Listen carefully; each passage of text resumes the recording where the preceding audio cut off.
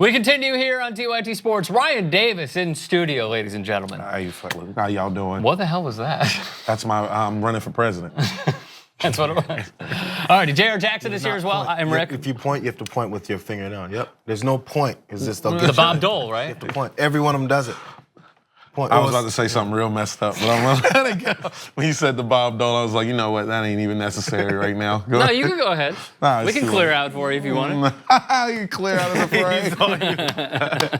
All right, I'll save you. Hoopshype had this to say when they interviewed Jerami Grant. I always get him confused between Jerry and Jeremy. Jerami Grant, Oklahoma City Thunder, just signed a 3-year, $27 million contract. So they were like, hey, there's this narrative, Westbrook, bad teammate. As someone who's played with him, what's your take? And then he said, that's just ignorant. I think people just listen to the media who say that and believe it. Russ is a great teammate, great person. Players obviously want to play with him. Paul George just re-signed. I just re-signed. I know of a lot of players who want to be in OKC. That's just a huge misconception in the media. And I don't know why it's said. He's a great player, as in Russ, and everyone wants to play with great players because we all want to win. He passes the ball. I'm not really sure what else to say. It's just ignorance. I feel like, okay, there was a couple moments when, this is Jerami Grant. Jeremy. Yes. He went into a couple of scenarios and examples that he wasn't asked about. Maybe he was asked about it previous, and I didn't hear the whole context of the conversation, but he's like, oh, he definitely passes the ball. He definitely does. Oh, he's definitely not an asshole. No, he's not at all. It's like, nobody asked you all that. Why are you defending on these terms that no one said? Because that's how you get $20 million for 3 years. That's 27. 27, see what I'm saying? 9 a year. 9 a year. Is he a bad teammate? I don't think. No, I'm looking at you. Have you ever watched Jeremy play? Yeah, he looked really good in the playoffs. Yeah, but actually, he's really just mostly a defender.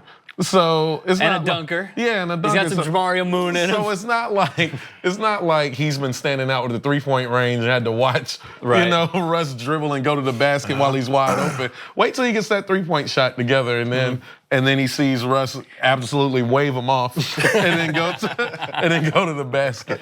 But I think Russ is a good teammate, man. My issue with Russell is, man, you gotta.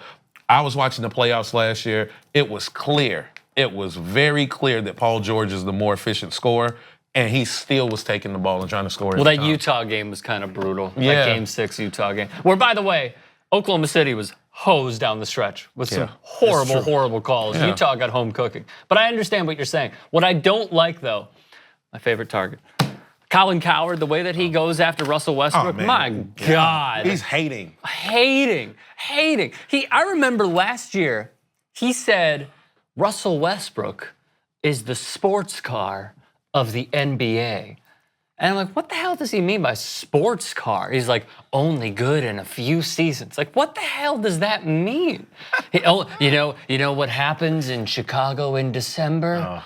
No sports cars. So you're saying he's only good in the summer? Like, is that what's going on? I don't know. I saw him average a triple-double year-round. But I'm one of these weird people who look at stats objectively.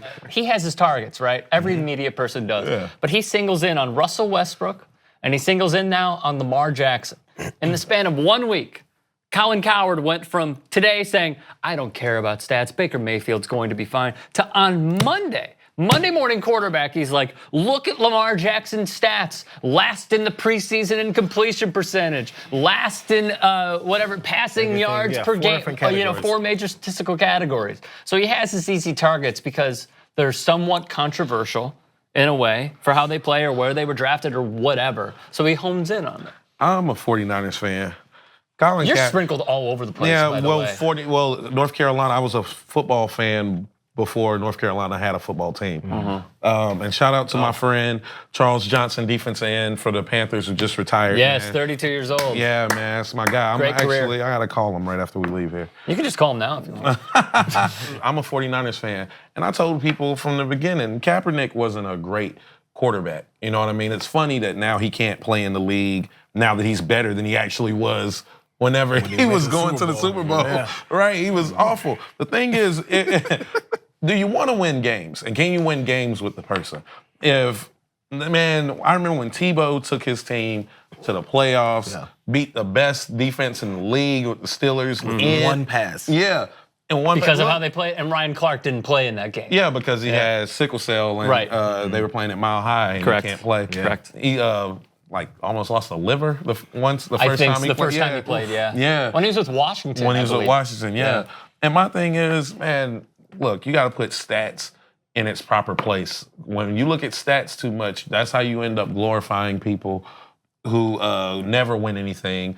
Versus you got people like Vince Young who ended his career with a winning record, but could never get a job. And with Jeff Fisher. Yeah, and with Jeff Fisher. Yeah. And they said he was the problem and Jeff Fisher was really the good one. Then you find out Jeff Fisher is like one of the worst coaches you could ever see, ever. Who is he blowing behind the scenes? Let's be real about this. Oh my He's God. gonna get a job again. You know it's gonna happen. You know what's funny? I keep forgetting I don't have to be PC on here, and then as soon as he said, "What's he blowing?" I'm like, "My God." you forget, right? You check the line, right there. Now you can go crazy. Yeah. Well, let's be real about this. He's gonna be a BS studio analyst. Yeah. Right? And then they're gonna be like, oh, well, we got Jeff Fisher on the line from Monday Night Football. Jeff, thing why don't is, you call this next play? I bet Jeff Fisher can do some good analysis. He knows the game. There's no way. He just doesn't coach it well. You can't. He can tell you what's happening You well. can't have good analysis and be a bad coach. I agree. I think the reason you're a bad coach is because your analysis is horrible. Post analysis. Yeah, Like, this is what post-analysis. happened on that This play. is what happened. Yeah, okay. And that, Agree my one. friends, is called logic. Just real quick, Russell Westbrook. Can we just agree on this? Yeah, he has bad shot selection, but considering the personnel that he has had in the past few years, it's vindicated that he takes those shots. Dude, have you seen Andre Roberson shoot a three?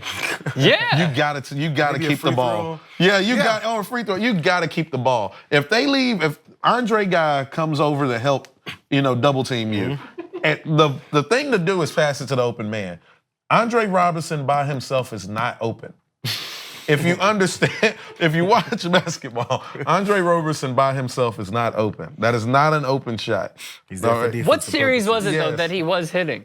Was it that Houston Rockets series like 3 years ago, 2 man, years ago? when he he hit a started- few, like and I one was like, game? all right, I'm whatever. telling you. So that's also maybe a reason why Paul George staying there is a thing he's thinking. He goes, we needed more time than just 1 year to get it together where he knows how to find me when he's getting all these double teams and triple teams because people know what he's gonna do. So that is somewhat of an asset if Russell Westbrook figures out the best way to do that. And they didn't have Roberson last year.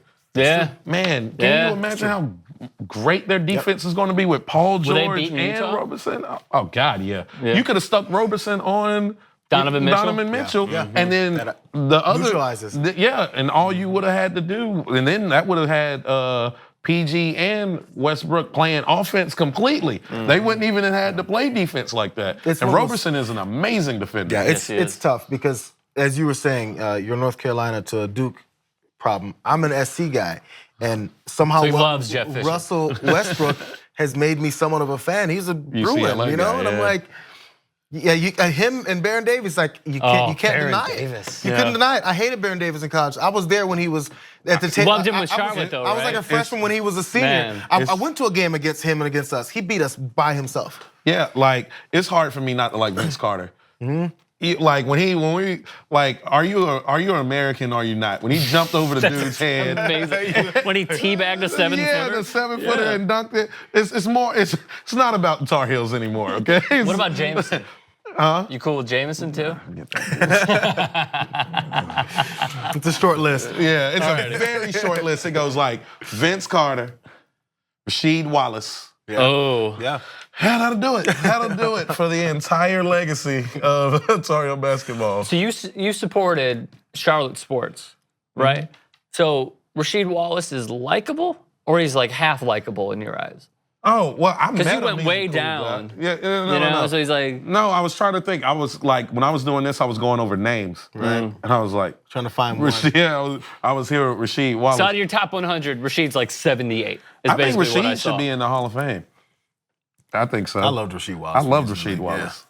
Yeah, absolutely. He'll probably get in. I think he'll but get in what's going to rub eventually. him the wrong way, like every other person, you know where I'm going with this? Like every other person in sports, he was an ass. Oh, and yeah. that rubs the writers. media. Like Ken Griffey Jr., this is the only example I'll bring up. Ken Griffey Jr. wasn't 100% for the Baseball Hall of Fame. Are you kidding me? Why shouldn't he have been? Because he rubbed one person the wrong way. He said he was not 100%. He was not 100%. Oh, I thought you said he was. He was wasn't? not. He got like 98. It's like Ken Griffey Jr.? Something else, by You the way. can't vote yes on Ken Griffey Jr.? Listen, I didn't even know baseball was a sport until Ken Griffey Jr. So the fact that people voted for him not to get in is the most ridiculous thing I've ever seen. That's just my example of like Rashid obviously rubs some people. He's yelling at the opponent. Shame on him. I'm not going to vote. It's going to take a while. I'm putting him in just for Great what he saying. did to best saying in Mark basketball. Madsen.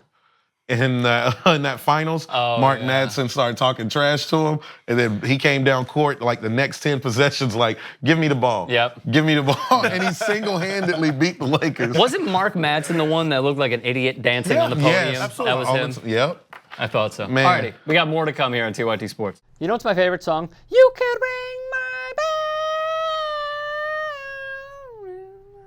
bell. So do it, why don't you? Ring the damn bell and download the TYT app. Available on Android and iOS.